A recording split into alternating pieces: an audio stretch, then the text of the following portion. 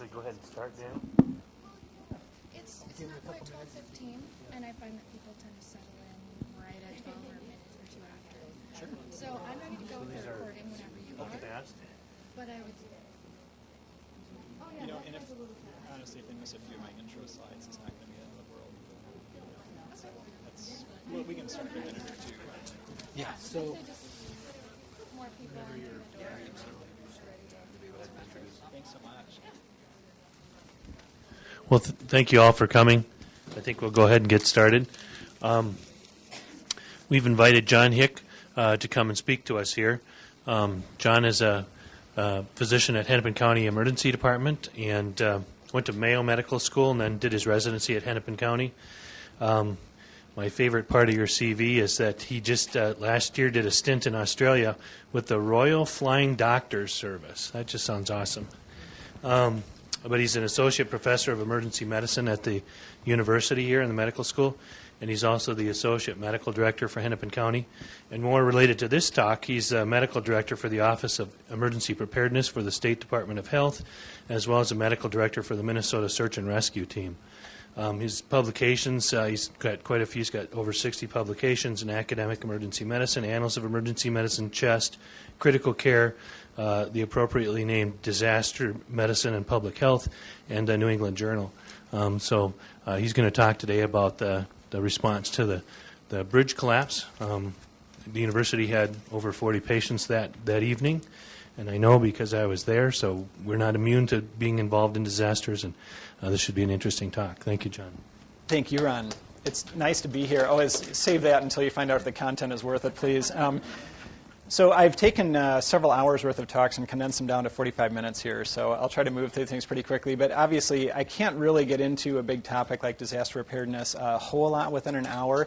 I did send a couple articles to Kathy if you're interested in a little bit more details about the bridge, about general disaster incident management and some myths of disaster preparedness, things like that. She's got a couple articles that I emailed that she'd be happy to share, and certainly you can get in touch with me, too, if you have any additional questions or issues. As Ron said, a lot of us were here. How many people were here in a healthcare context at the time of the bridge collapse? Yeah, that's awesome. So some of you I'm going to cover a little bit of stuff that is familiar to you because I'll use the bridge as a little bit of an example of how things go during mass casualty events. And if you have stories, please feel free to raise your hand or pipe in or ask some questions or have some discussion at the end. But there are a lot of perspectives on this. An interesting perspective, I think, is that we did have walk-ins to the university very quickly after the incident, but we never got any walk-ins at HCMC. If you're the closest hospital to an incident, it doesn't matter what hospital you are going to get victims. So one of the closest hospitals to the London bombing incidents was a children's hospital that's a specialty rehabilitation hospital, has no emergency department, and they had to treat 22 critically injured adults basically in their lobby area within the hour afterwards because EMS didn't have very good access to that for transport. So no matter what your facility, it's very possible that you may be on the receiving end of victims from a mass casualty incident, and if you're not ready for them, even if they don't come in the shape or size that you think you're going to have trouble. So I don't have any disclosures today. I just needed to put that on there for official regulations require. Does anybody know where the word disaster comes from? Okay, bad stars, because the stars control what happens in the world, and when they're aligned wrong, bad stuff happens. Exactly. So for those of you that didn't hear for the recording, the word disaster comes from the Latin, and it means basically a malalignment of the stars. And so it was thought that natural calamities like earthquakes and things happened because the stars were malaligned. And I can't speak for that. I don't know what my horoscope was on August 2nd when the bridge went down. But it is, that's where the word comes from. So, just in case you haven't learned anything else today, at least you've learned that. Disaster medicine does cover a pretty broad spectrum, and so when we think about disaster medicine, that may be that you're a member of a DMAT team. It may be that you do a lot of healthcare system preparedness work like I do. It may mean that you are involved in tactical or rescue or EMS-related issues to mass casualty events. There's a whole spectrum of medical preparedness and operational aspects of disaster medicine. It's important to remember that a disaster is defined by when you have demand that exceeds your supply of resources. So in that respect, most mass casualty incidents are not disasters by any means. Usually we have the resources, and in fact, globally speaking, we always have the resources to apply to any incident. Even if an improvised nuclear device detonates in New York City, we've got the resources. It's just getting them to the right place at the right time in order to prevent that major incident from becoming a disaster. So disasters really are all about resources, and that's very dependent on what facility you're at or the time of day, a whole lot of other factors, rather than just sort of X number of casualties. So the whole thing with disaster management is we want to try to keep it an incident. We want to get the right resources to the right place at the right time to keep that incident from becoming a disaster when we can't provide the care we want to provide. So we could be talking about kind of your prototypical Midwestern tornado bearing down on your prototypical Midwestern trailer home here. Which, of course, brings to mind the joke about what are the similarities between a tornado and a North Dakota divorce? Either way, someone's losing the trailer. Okay, so your responses to disasters are infinitely more complex when your medical infrastructure, your community infrastructure is damaged. And so, seeing this in New York with Hurricane Sandy and the fact that they had to evacuate Bellevue Hospital and, as well as Langdor and a couple of other medical centers, when you have medical infrastructure that is down, that severely compromises your ability to respond. So the bridge collapse and stuff is easy. Hospital collapse, not so much. I do want to just mention that incidents always proceed through a couple different phases. You've got the reactive phase, so right after something happens, bridge goes down, bomb goes off, whatever. You have a phase during which you're going to react to that with little task cards and kind of the basics of what you know the plan is supposed to be. And then you move into a proactive phase where we're starting to implement what's called the incident command system or incident management system. We're trying to figure out the objectives for the incident, get the resources to them, get on top of it, and manage that incident. And so during that point, we're really getting into, instead of reacting with job action sheets and stuff like that, we're getting into next 12 hours, what are our incident objectives? What do we need to control those objectives, and what are we going to do? And so that's where the incident command system comes in. Some of you may be familiar with these kind of org charts, but you have an incident commander planning section, which is really, really important, especially in longer events. The operations section, the logistics section, which manages all of your resources, and then finance and administration.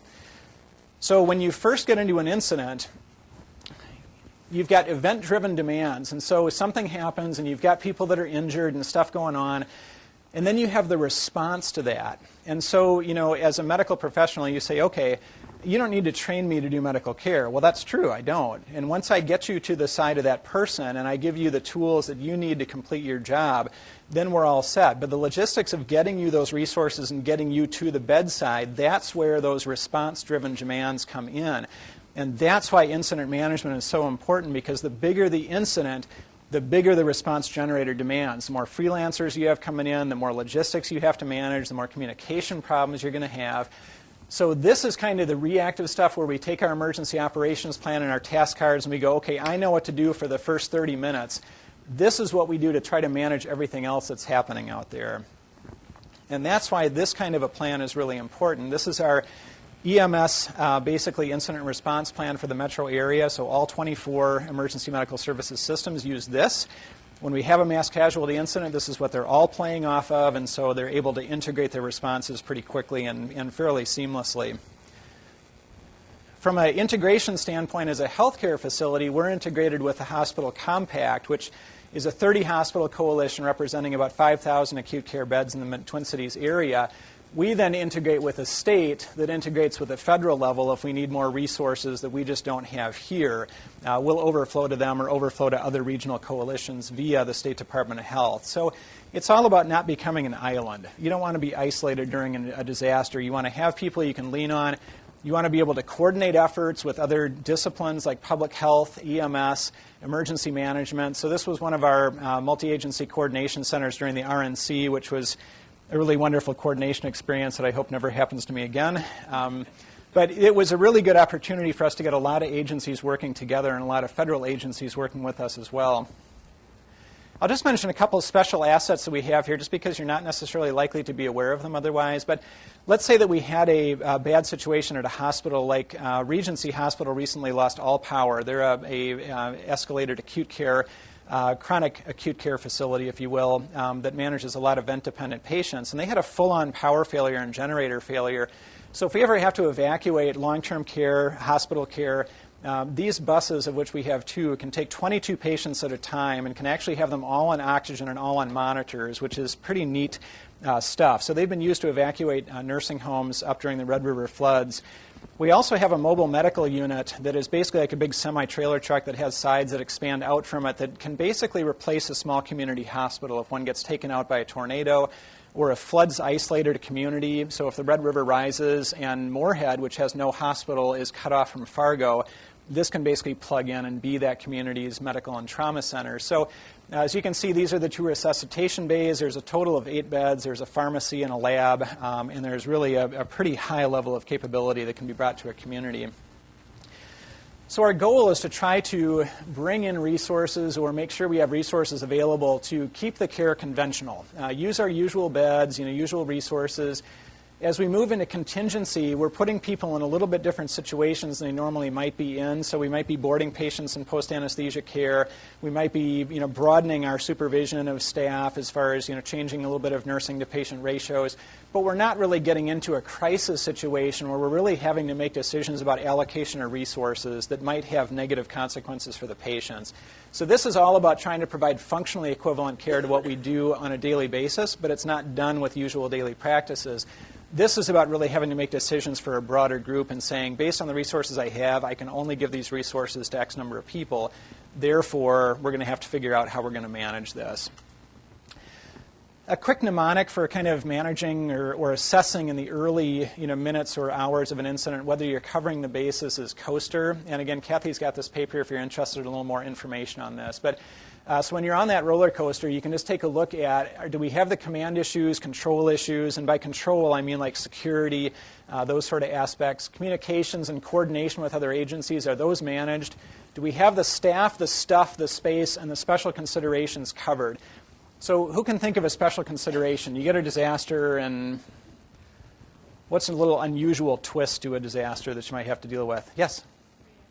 Yeah, so radiation, any kind of contamination that you've got to do decon on. You guys are well versed in this, but a lot of hospitals aren't ready for pediatric patients. They don't have, a lot of the education or even equipment in place that they need to have.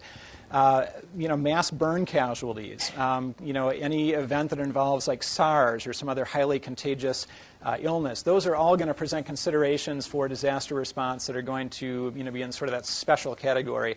And I'd vouch for any time you have any number of kids injured, it's always going to take considerations here because it may not be the kids at the hospital you're worried about, it may be the parents because they're going ballistic and trying to find their kids and actually creating more of a hazard to themselves in traffic and everything else than the kids are actually injured.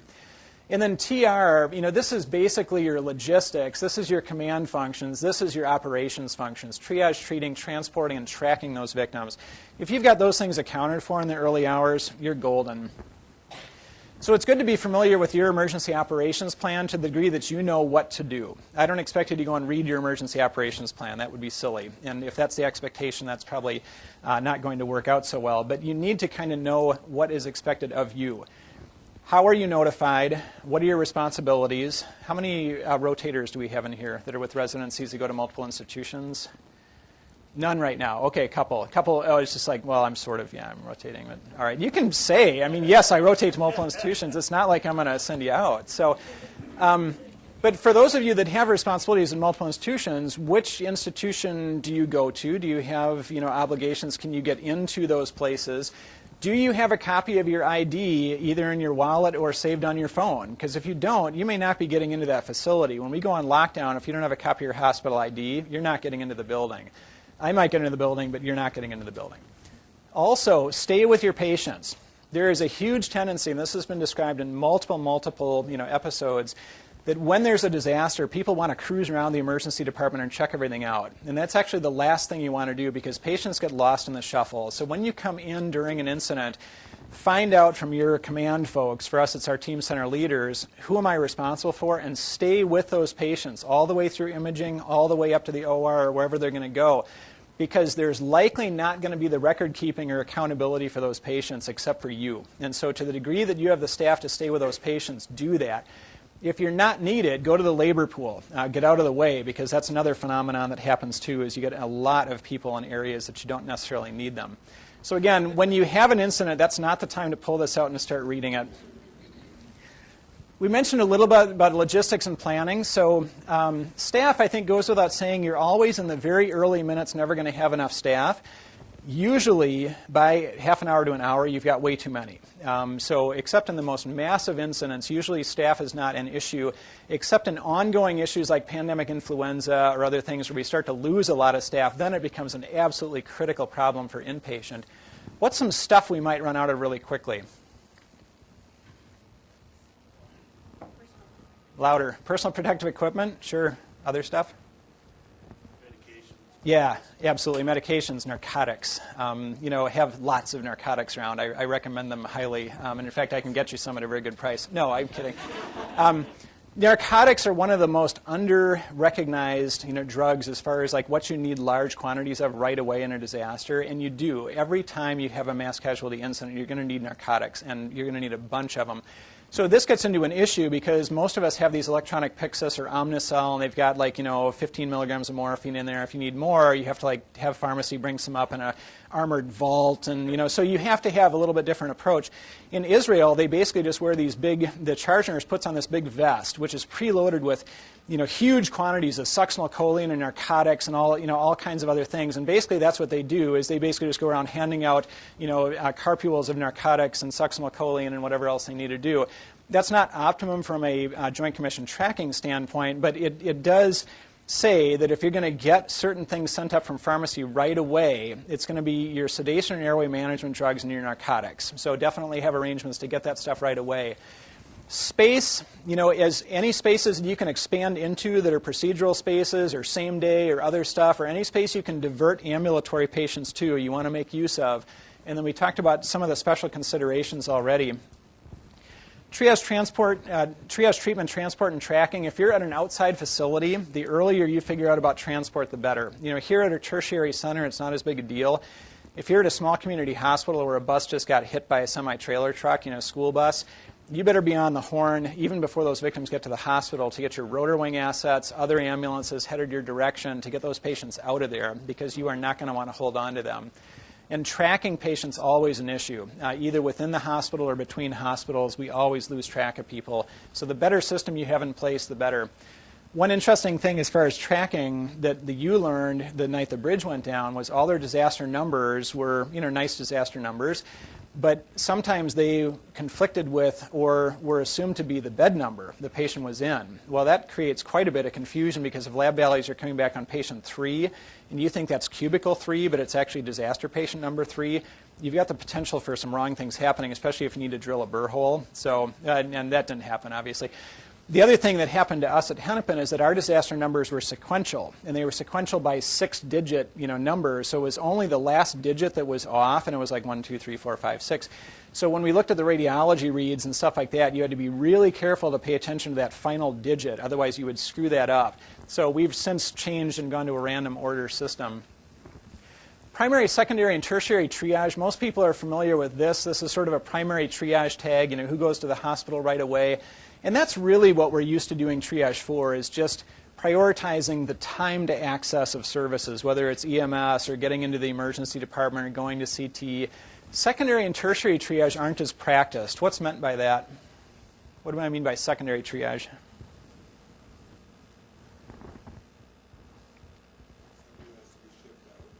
Well, potentially somebody has to be shipped out, and what's the priority for transporting those? Who's going to go first if I've only got one helicopter? Who's going to go to the OR first if I've got a couple people that need to go to the OR? Usually it's after a significant initial assessment and some stabilization. So you get some IV fluids or some blood into them, you do a few things, you decompress a chest, you put a tourniquet on, and now you're going to look back at them and say, okay, now where does this patient fit in? Tertiary triage is even farther down the line. Now you're in the OR, you're in the ICU, and you're looking at the patient and saying, okay, Can we afford to keep expending the resources on this patient compared to all the other patients that need resources? We're pouring a ton of blood products into this person. I've got almost no blood products left, and we need it for other people. Is this the right thing to do as they're getting coagulopathic? So incident triage can get pretty ethically challenging, and you need to make sure going into it that you have a clear view on what's appropriate as far as decision making and what is not appropriate. Again, two phases: reactive, where it's kind of you that's got to make the triage decisions based on your clinical knowledge and your knowledge of the scope of the incident, which is going to continue to evolve, and so that gets really complex sometimes. And then the proactive, where we're getting into more of a structured triage. That might be triage for mechanical ventilation, say, or ECMO. And in those situations, we've got a little bit more opportunity to apply some structure to it. And so this is a card set that Minnesota Department of Health has on the web, that basically this is just a single card from the ECMO and mechanical ventilation portion, but there's a whole host of strategies you can use in scarce resource situations to kind of get the biggest bang for your buck. So factors you can consider when you're triaging resources: likelihood of benefit, change in quality of life, duration of benefit. Urgency and need really isn't as big a deal here as it is for organ allocation. And then the amount of resources required. And this is really a big player, because if you've got to put a ton of resources into a patient that could benefit many patients, maybe that's not the right thing to be doing. Most of us are pretty comfortable, that we're not to take these sort of things into account. But there's one sort of elephant that's not on this slide here that the AMA doesn't comment on and has been the subject of some controversy. What is that? Age. Yep. So, from sort of a purely intuitive standpoint, the community does say, yes, we want you to take age into consideration, but in the community conversations we've had, nobody will put any framework around, well, if there's a 20-year difference, then you should choose those people, or if it's a 40-year difference. And can you imagine some other issues with that if we just said, well, elderly people, they've had their fair innings of life, so, we're not going to give the resource to them, we're going to give them to the kids. What groups might object to that, besides the elderly? Can you think of any cultural groups that value their elders much more than they value the kids? Hmong, Native, what's that? Certain faith-based groups, in particular from a cultural standpoint, the Hmong and Native Americans would actually strongly prefer in our community conversations that their elders be preserved, to the degree that they can. So there's a host of issues here that I think you've got to be very, very careful if you're making decisions that are based on age. There's very few circumstances in which age is a really relevant triage indicator. For severe burns, for severe trauma, yes, it's definitely a complementary condition.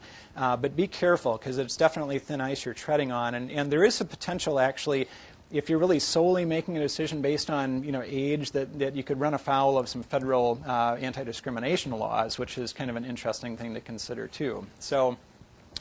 So I want to talk a little bit about the bridge. For those of you that sort of aren't familiar with our demographics here, we have about almost 300,000 EMS runs in this area. Of those, my EMS crews, the Hennepin County EMS system, does about 60,000. So the night of August 1st, we had 19 ambulances in the fleet, but we only had 13 crews on duty, and we're currently at 124 medics. We were at 107.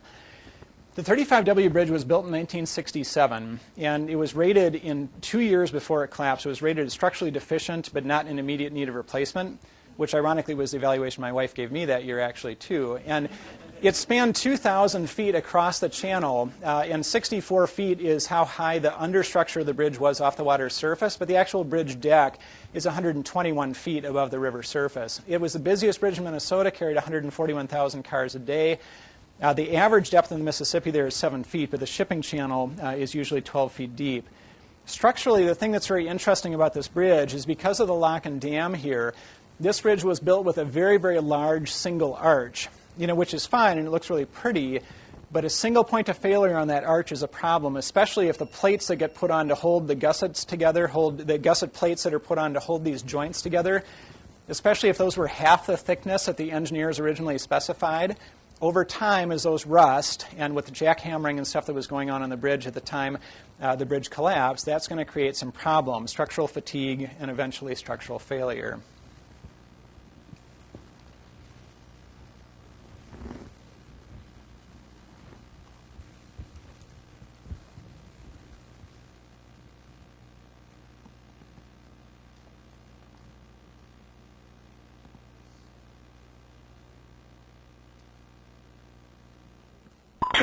1, the bridge collapsed. Where at? In downtown Minneapolis. People are all over the place. Where? Ma'am? Okay. Where is this at? There's a bus on there. Okay, hold on. People are getting off the bus. Ma'am, where is it, ma'am? Ma'am, I need to know where. Bus 911. Hi, the whole bridge, 35 just collapsed over between 4th Avenue and, I would say, Washington. 4th Avenue? Oh, Mariam? Oh, I'm on the 10th Avenue bridge. I just saw the whole thing collapse. We got a bridge collapse, Mariam. 35W over Washington. One, do you have an emergency or can you hold? Everything you've got, the whole bridge over the river fell down. There's cars all over the place. Okay, where, sir? I want to say 35W over the Mississippi, down by the U. What road is that? Road. There's hundreds of cars. They're in the river. Bring everything you got. And I'm not Okay, kidding. sir, we're getting them started, okay? Oh, hurry up. All right, sir. 421 and 410, 502nd Street Southeast, the bridge collapse. Fire and police. 421 and 410, E-Tech number 1. 81's on E-Tech 1. 41, you're on E-Tech 1. We're going to be starting a couple other trucks. Apparently this bridge went down. We have construction workers, cars all over, and people in the water as well. 85, be advised, all of 35 has collapsed over the river. 10-4, all of 35. EMS command to 400 on E-Tech 1. EMS command, stand by. 45, repeat your traffic. It appears 35 has collapsed from University all the way across the river. 10-4, from University all the way across the river. 410, go ahead. We have, at this point, it looks like part of the 35W bridge has collapsed. We have, I see about 8-10 cars, not too many injuries at this point, right on 2nd Street. It also collapsed down on the railroad bridge, and I don't know how much of the rest of the bridge is down, but we probably have a lot of people in the river, and I want at least 3-4 more trucks assigned to this call, if we can have them. Dispatch, this is command. Let's make this a second alarm. Requesting a second alarm at 1816. Dispatcher, this is the deputy. Go ahead, deputy. I'm on the 10th Avenue Bridge. We've lost both lanes north and south across the Mississippi River. Approximately 30-plus cars that I can see at this time. We're going to get all available rigs down here that we can get down here right now. This is going to be a major disaster here. Message received. So that I couldn't find that audio where they actually dispatched all available resources, which is kind of unprecedented in Minneapolis fire history. And just so people know, when that happens, when we go to a third alarm or more, those stations get backfilled by suburban departments. So the city is still continued to be covered. But it actually worked out fairly well. I think you could appreciate the dispatchers had their work cut out for them. 67 calls came in within about an 8-minute span right after the bridge went down. And I thought they did an amazing job, actually, as I listened to all the the transcripts. That first caller was the first caller and never really got any useful information out. But as you'll see, it's her cell phone geolocation that's the actual official address of the bridge collapse. But we certainly were able to dump a lot of resources into this event very, very quickly. One of the problems, as you heard just from the traffic between our EMS command, which was Tom Ward, and the other crews, was that this is a 1.5 miles of response zone. So getting an idea of what's going on in each of these different areas was somewhat difficult. Pretty quickly, we divided this into sectors and were able to link up with battalion chiefs from the fire departments. We had an EMS supervisor and a battalion chief in each division, and then sectored that out with a couple of paramedics taking the lead, along with engine company in each of those sectors. So that's where incident management really helps you partition some of these events and get on top of things. We didn't have a lot of issues with our mutual aid. The fire department had an enormous difficulty because every fire department with a boat in the entire tri-state area decided they should probably come and help. And the good news is that one of the roads that led down to, that on the maps leads down to the water to put the boats in was dead-ended because of structural collapse across that. So a lot of these fire departments from the suburbs got down there and got dead-ended and they couldn't go anywhere. And that was perfect because it took them out of commission. And they stayed out of our way because we did not need any more help either in the river or on the bridge superstructure itself. We did have, several different staging sites, north and south for EMS units. That created a little bit of challenge communication-wise as to where those were. And then coordinating and tracking patient movement was tough because we had transports occurring from every one of those sectors. And we'll talk about some of the hazards and volunteer issues. But in general, I thought EMS did a phenomenal job, despite the fact that we had 1.5 miles of collapse zone and an awful lot of people that needed some help getting out of there. Every victim was off of that bridge and transported within 1 hour and 35 minutes from the time of collapse. The last related EMS transport was at 2 hours and 6 minutes. And that was one of the kids on that school bus that had been taken up to the Red Cross building, and the mom wanted checked out even though the child wasn't complaining of anything. So that's the last official transport. So 50 transports went by EMS, 8 to 13 casualties via other vehicle that you'll see.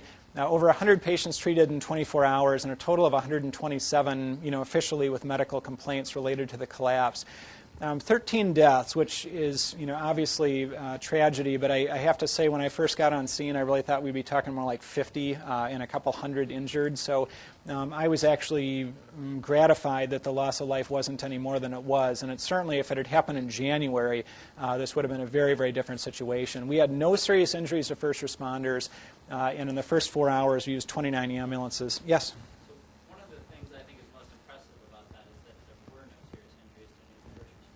Yeah. So what was the initial scene assessment? I mean, who was brought in to figure out how safe or not safe areas of that structure was? Yep, good question.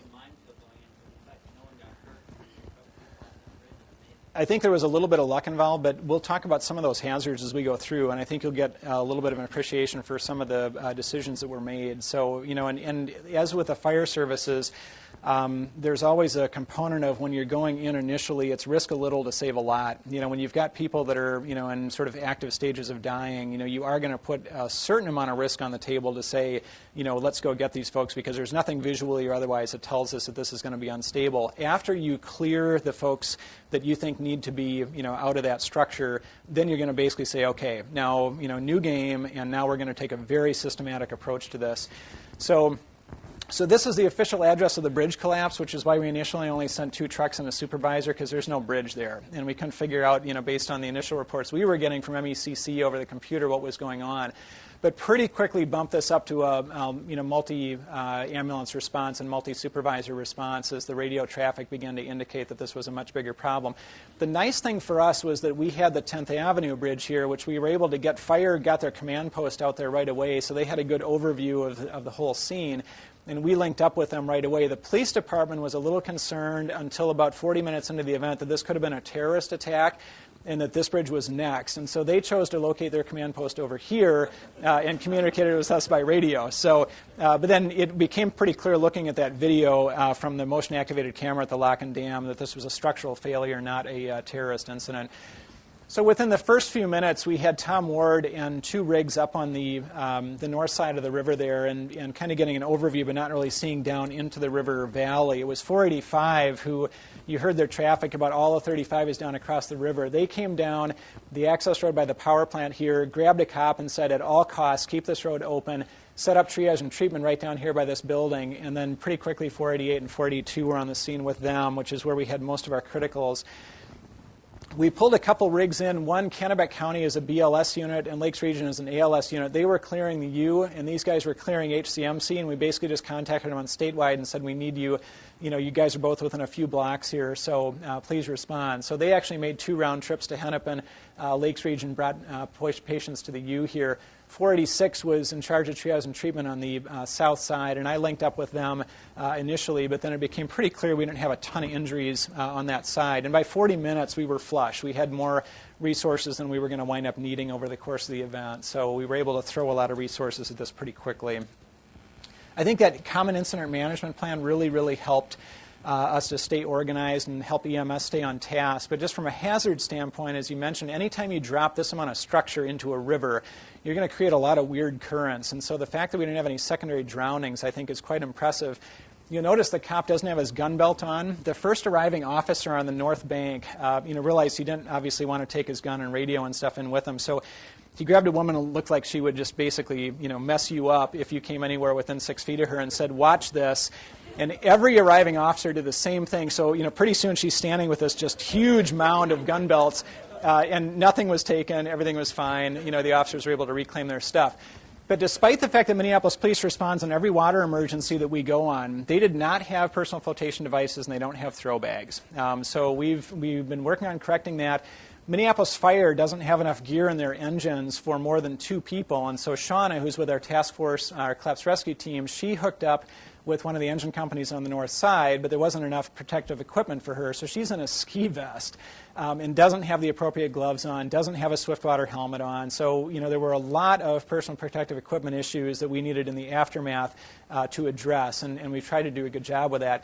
You can see the amount of concrete and rebar, and there were still chunks of falling concrete. One of our first-in medics on the north side fortunately put his helmet on, which we instruct him always to do at car accident or other structural scenes. Put his helmet on, grabbed his triage bag, jumped over the wall and went in, and within 5 minutes was struck in the head by a chunk of concrete about this big. So if he hadn't been wearing that helmet and at least taken the time to do that, he probably wouldn't be with us today.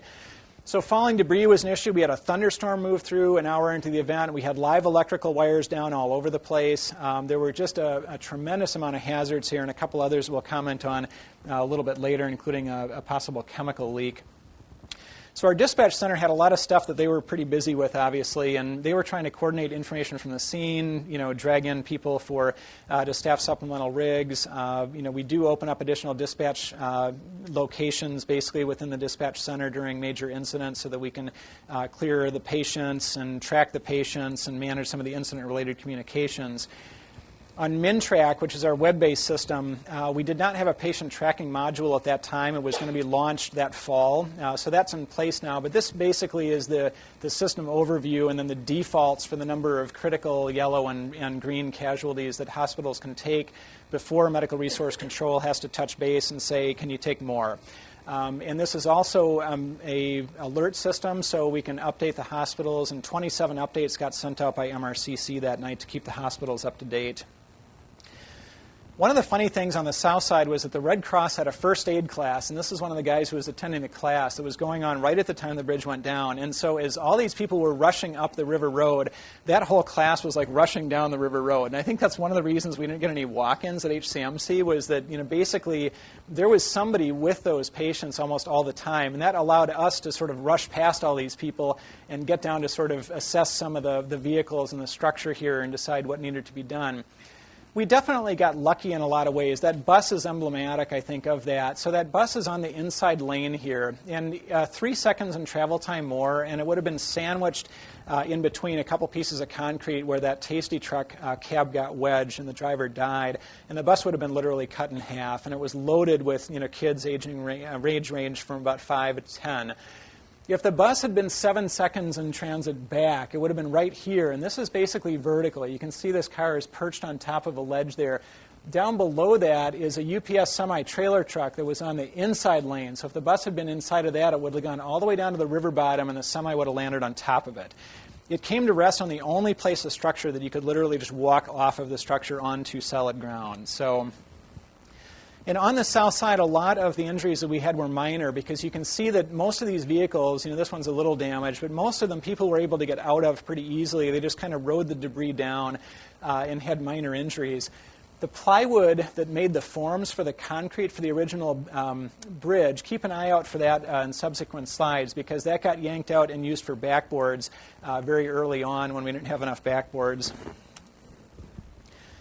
In the middle of the river, things were a little different story because there was quite a bit of structural collapse. There's cars that are actually on top of other vehicles here, and that's where most of the lives were lost, although this light pole actually did kill a woman who had successfully gotten out of her car and was getting up the bank, and the light post fell on her and killed her, which was a really sad situation. But a lot of credit to bystanders and the people in these vehicles, both on the banks as well as in the river, that did a lot of help in the first few minutes to get people out of their vehicles and to safety. This building that you saw earlier from the overview, does anybody know what's housed in that? You may not have ever seen that before. That's where all the hazardous materials shipping arrives for the University of Minnesota. So, they came to check that out about half an hour into the incident, and they said, hey, we're going to check stuff out in this building. And we're like, that's cool, and they said, yeah, we're at the U. This is where we store all our hazardous materials. It's like, okay, we're going to relocate over there. But there were quite a few downed power lines right in this area, and the only access that we had on the early going to this whole area of collapse was via this ladder up this wall. And so several critical casualties were passed down that ladder and carried over to the ambulances that were over here out of reach of the downed power lines. That van up there, the wheelchair van, the guy who operates that is a wheelchair marathoner, and he was driving on the bridge when it started to collapse, was going to steer into that porta potty, but a construction worker was coming out of it pulling his pants up, and so he had to go a little bit farther and steer his car into the median, and was helped up to the top of the ramp by some bystanders, and then just wheeled himself to a friend's house. So, in the early aftermath, it was that kind of, helping support that saved us a lot of hours of kind of getting, fairly well people out of vehicles. But right below his van, this is kind of the scene down there. You can see that these cars, these chassis are just crumpled. These cars just sustained tremendous forces, and so this was where the vast majority of severe injuries were. This is the lead medic that I mentioned with his helmet on, and this is where he got struck by that piece of debris. So, getting people out of these vehicles, because this was, there was active debris falling. It didn't seem like that large structure or bridge was in any significant risk of collapse, although you can't be too sure. So the extrications out of here were fairly rapid, and that's why we pushed that plywood into use, was just to get people out of there. So this is the person, one of the victims being carried on a plywood backboard down to a staging area that we had set up, and then we got him onto regular backboards. You can see this ankle fracture dislocation here, for which she got a little bit of narcotics, but we otherwise didn't get that splinted until farther on. And you see the FBI agent. I mean, these guys came out of nowhere. It's like, how does FBI and ATF and all these other guys, this big Escalade with these spinners on it and stuff rolls up, and these ATF guys get out and they're like, hey, do you need any help? And we're like, I don't know, you got any alcohol or tobacco? Because, otherwise I'm not sure what to tell you to do, really. So.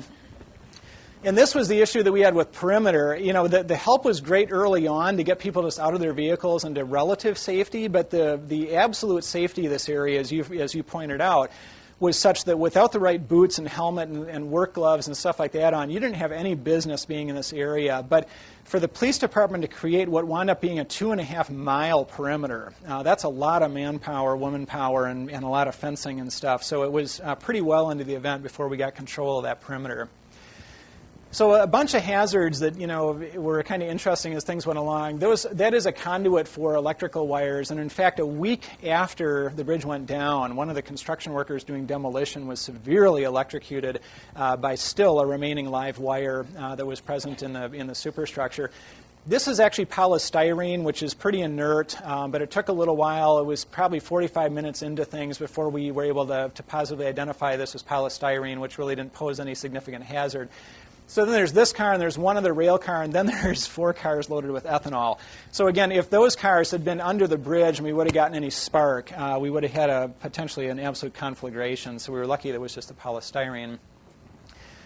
River road access was a little bit difficult. On the south side, this is Minneapolis Fire. On that north side, as I mentioned, a lot of resources got dead-ended, which most of them weren't requested anyway. But remember, we told that cop to keep that road open, and they actually did. There was always one lane of traffic that allowed ambulances to pass, but you can just see how many resources are stacked up in a pretty small area. And I'll just point out that I turned my lights off, and Jeff Ho forgot to. That's not my car with the lights on. So, but this is the view from the other side. So you've got all those resources up there, and you've got none down here, because this is really the only way that you can access this area, and we couldn't. And this was really the only place we could bring victims down, because we had that wall over here, and we weren't going to set up, for a rope system. Plus, it was difficult to get across this center section without making a pretty significant jump. So, as is often the case with these mass casualty incidents, you can't necessarily put the resources where you want them at any given time.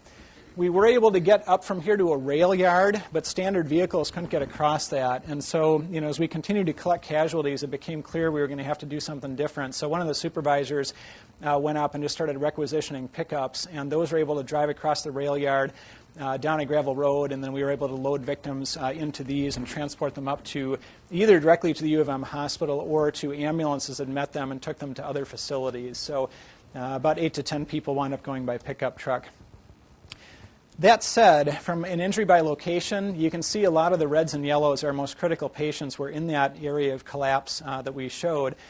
Most of the fatalities there that occurred were in the river with a smattering of yellows and reds across that central zone, and really very few criticals on the other side. But a lot of greens to deal with over here that were wanting our attention. Even falling 120 plus feet, you've got a lot of greens out there and then some on the other side. And then there were a lot of people that were just frankly uninjured here in white, despite the fact that some of those were in the center and rode that debris down 100 plus feet. They walked away with no injuries. We did have, I don't think I mentioned in this presentation, but there were 12 spinal column fractures that resulted, but none of them resulted in any neurologic deficit, probably because the axial loading was all vertical and just collapsed the vertebra, but didn't actually shear. So there were, again, a little bit of luck involved. HCMC got 24 patients. We cap, well, we have a threshold where MRCC calls us after 25, so we were like, kind of pushing that. We actually got to 25 because one of the patients was pregnant, had abruption, and had to get an emergent C-section in addition to get a ventric placed for subarachnoid hemorrhage and intracranial swelling. U of M received 11 patients, and then North and Abbott got a handful by EMS. And then walk-ins, the U kind of bore the brunt of this. As Ron mentioned, he saw people like staggering up from the river bottoms, up towards the hospital. The hospital is always like a lighthouse, in any mass casualty event or even in a blackout or anything else. People know the hospitals have generators and they've got, supplies and they've got narcotics because, I talked to you about that. So it's a good place to go. HCMC, no walk-ins. Very unusual. From a disaster literature standpoint, you're almost always going to get a lot of walk-ins. And we had none, and I think that first aid class and the fact that we had transport there very quickly probably played into that. So after that first hour and a half, the thunderstorm rolled through. It's starting to get dark. We get some lights on, and this was when Task Force 1 really did a much more structured assessment. We got the structural engineers in there and really kind of had at this in a much more systematic fashion. Unfortunately, didn't find any other victims that our hasty searches and evacuations didn't turn up in the first place. So we were pretty lucky. Over the next few days, additional patients presented to the emergency departments in the area. Only one of those got admitted, and that was for a vertebral compression fracture. But most of it, as you can imagine, was you wake up the next day and your neck really hurts. But there were a fair number of children that presented with non-trauma-related complaints that were on that school bus. So non-specific stuff like headaches. A number of them wound up getting treated over time for anxiety attacks and some exacerbation of some behavioral issues. So I think we were really lucky. I mean, the weather was really quite good at the time of this incident, so we didn't have to worry about people getting really hyperthermic or hypothermic. There was construction going on, which usually isn't a benefit, but it kept the speeds down, because if these cars had been going at 60 miles an hour, we would have had a lot more forward forces in addition to that vertical force. The bridge superstructure really did, cushion the vehicles coming down, and people were using their seatbelts and their airbags helped. And we had a lot of resources, and we were very close to some really good hospitals. So I think a lot of things really worked in our favor. I think our regional response plan worked well. The collapse rescue team and incident management worked well. We had great civilian assistance early in those first minutes to kind of clear out a bunch of people that then we didn't have to assess. And when the medics first got on scene, already the bystanders were saying, you got to go look at him, he's badly injured, and check this person out. Nice job adapting to challenges. Our communication system, the 800 megahertz radio system, worked beautifully. I think out of something like over 10,000 key-ups that we had that night, there were only like 30 seconds of bonk time, when you got basically a buzz to say the system was busy and you couldn't get through. So that system really worked incredibly well. And patients generally got rapid care and transport. Things we needed to improve, this shows up in pretty much every after-action report you will ever see, is that information flow wasn't as good as it could have been. The hospitals kind of knew what was going on, but didn't know how many victims there were remaining. And I mean, I got calls at the scene, and it's like, how many more victims are there? It's like, I don't know. We're just processing as fast as we could, and all of a sudden there weren't any more. And it was like, well, I guess that's it, except for maybe we'll find a few more. But it's just, again, you're in that reactive phase. Patient tracking, again, something that usually gets screwed up in MCIs. We were no exception. Ambulance tracking, we knew where the ambulances were physically, but especially on that north side, they were all parked in one place, but we had no idea where the crews were. So when they'd call in and say 421's going up with a pickup, blah, blah, blah, the dispatch had no clue what they were talking about. So there were some issues with that. And then just our coordination of multiple staging areas wasn't something we had really practiced. we get calls from like every federal agency and EOC in the area that night asking for patient information and a host of other stuff, some of it very appropriate and some of it not. Disasters bring out a lot of weirdness in people, and so you get like a suburban fire chief giving interviews to CNN saying he's the incident commander for the operation. You get people passing around cards that say they're from Anoka County Emergency Management, can they help out? And then you find out they're just totally an imposter and they've got no credentials whatsoever. So there's some kind of weird people that show up during these things. And then crowd control and scene hazard mitigation. There's a number of things that we needed with PPE and some hazard analysis stuff that we're going back and taking a look at.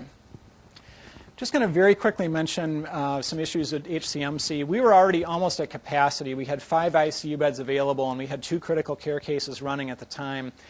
So when we found out about this via MRCC, the first thing we did was turn on the TV, which is like the first thing you should always do in a disaster because it's going to give you the best visuals. CNN or other channels are going to be live with this stuff right away. So we declared an alert orange. The pages are supposed to be level 2 alert orange, blah, blah, blah. And instead the person typed in get to HCMC now, which was highly effective, if a little unorthodox. And we got our first critical patient at 6:40, so we had a half an hour to get ready, which actually is a lot of time because in a lot of incidents, the patients come through the door before you know that something's going on. So we were able to clear out a total of about, 30 plus beds and basically either pushed admits upstairs or pushed ambulatories back out to triage or back out to urgent care and consolidated the remaining non-ambulatories in one area of the department. And then, again, as I mentioned, Get to HCMC Now was very effective. We probably had the best staff-to-patient ratio in the resuscitation area we've ever had. But it was probably a little bit overwhelming. It was probably a little bit too much, and we should have backed some of those people out to the labor pool. Of those 25 patients, we had 1 dead on arrival. He had a baseball-sized hole in his chest and a number of other critical injuries and had arrested en route. And so with other victims coming in, we did a few basic things and then stopped. But of those 25, 6 got intubated and 5 went emergently to the OR. 16 of them were admitted, which when you look at disaster literature, that's a very, very high acuity.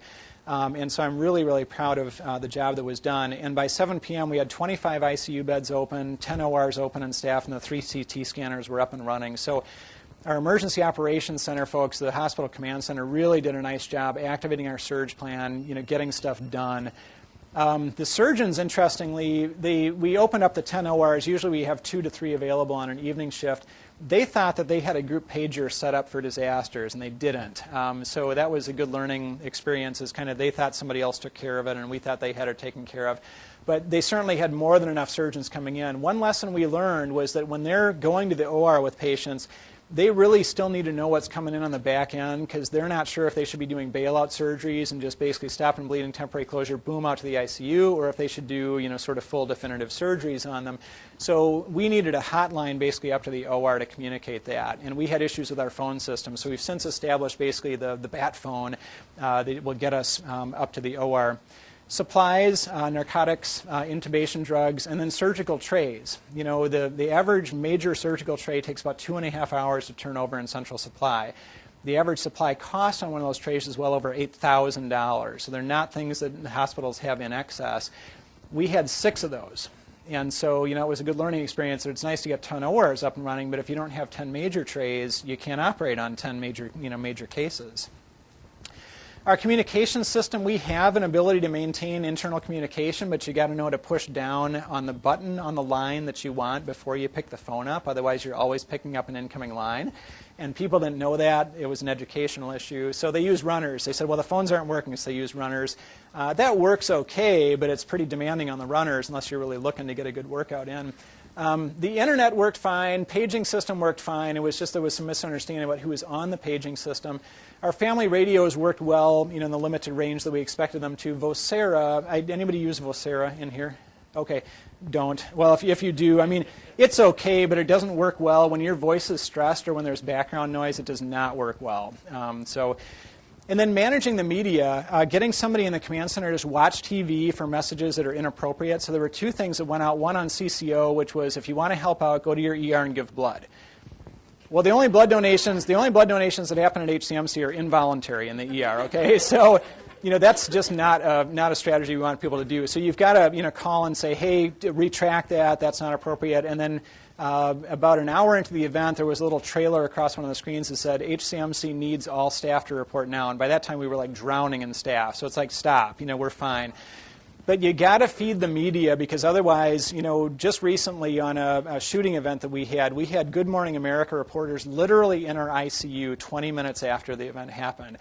And they had just sort of snuck in there, didn't identify themselves. We're trying to talk to nurses and family members and stuff. So be aware the media is going to, get into your facility. They're going to want the story. You're going to have to feed them. Otherwise, they will find ways to eat that they're probably not appropriate. And there's going to be demand, big demand. So scheduling those interviews and stuff is important. And I think one thing that we kind of failed to take into account early on was that for us, it wasn't like business as usual, but it wasn't an overwhelming number of casualties, and it rolled on, and within 12 hours, we were kind of back to more or less normal operations. But this actually has a pretty profound effect on the community, and I think we underestimated its impact on both our providers and especially on our first responders that were out at the scene. So we needed to do more to immunize them against sort of stress reactions, and also just provide them with information about normal stress reactions, why you don't want to eat, why things seem surreal, why you should get some exercise, that sort of stuff that we didn't do. And I think, in future events we'll be better prepared. And we tried to take a pretty structured approach to, analyzing everything that we did during the event from an EMS and hospital standpoint, creating a corrective action plan to the problems, following that up, and then exercising that and testing that, and then getting that stuff incorporated into formal reviews that hopefully other people can learn from them and not screw it up in areas that we screwed it up. But in the end, I'm really, really proud of our community and our public safety agencies, and just the way that bystanders came to each other's aid that day. This was a chalk drawing on a garage door down in South Minneapolis near where we live, and I thought that was just emblematic of the community really getting that bridge back up, which it was. Within 13 months after the bridge collapsed, the new bridge was opened by an honor guard of public safety personnel that had responded to the initial collapse at 5 o'clock in the morning. So pretty emotional day for a lot of us. But I think in general that response was a success, and I think we learned some things that will put us in a better position next time too. So with that, I'd like to take any questions that you might have, and I want to thank you for your time today.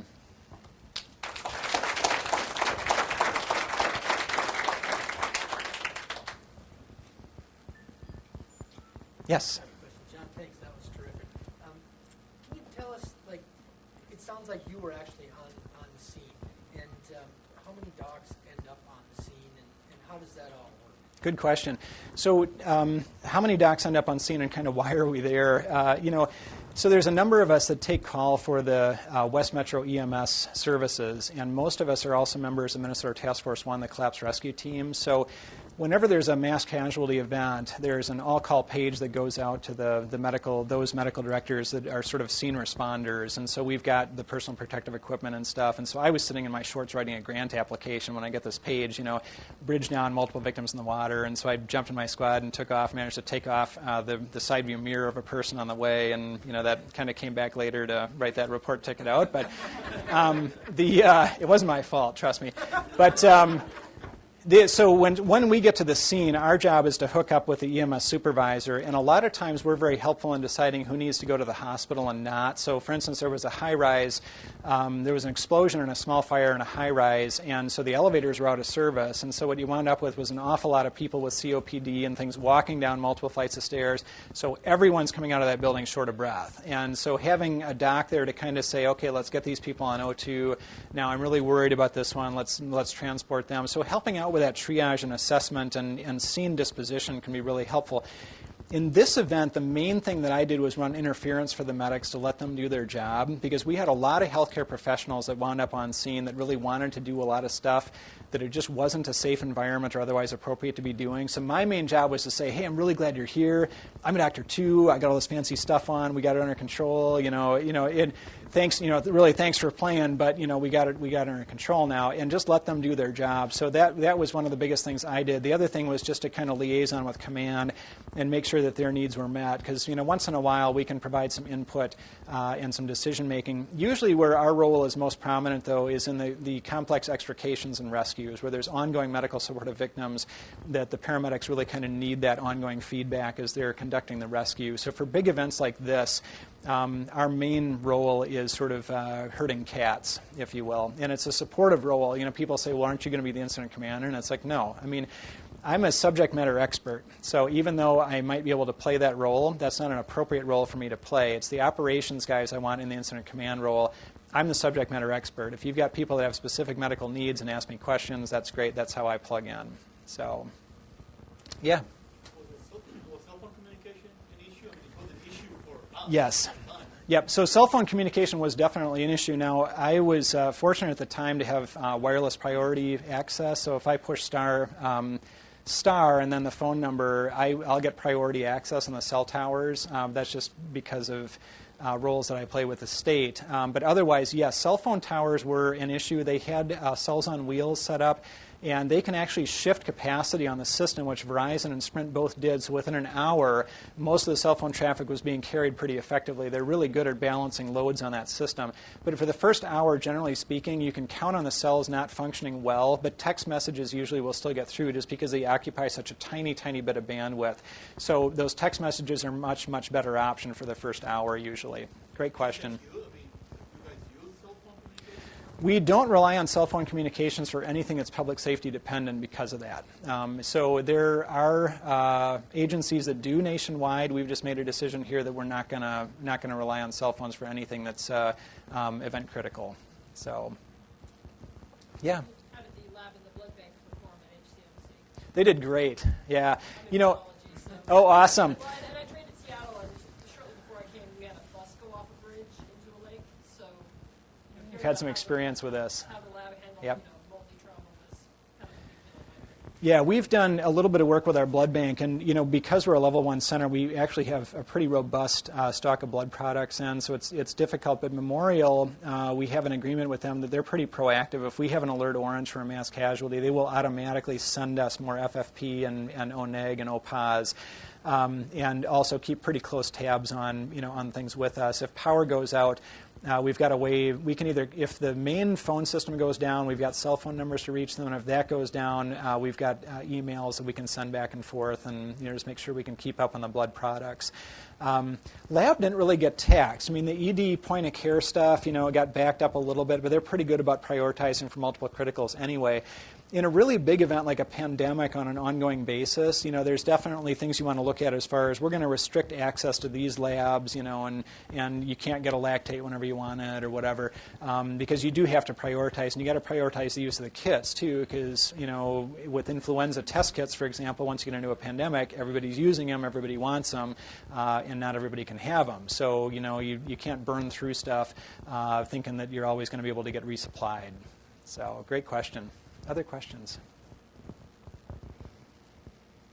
All right, well, thanks again for your time today. I really appreciate it. Have a great day.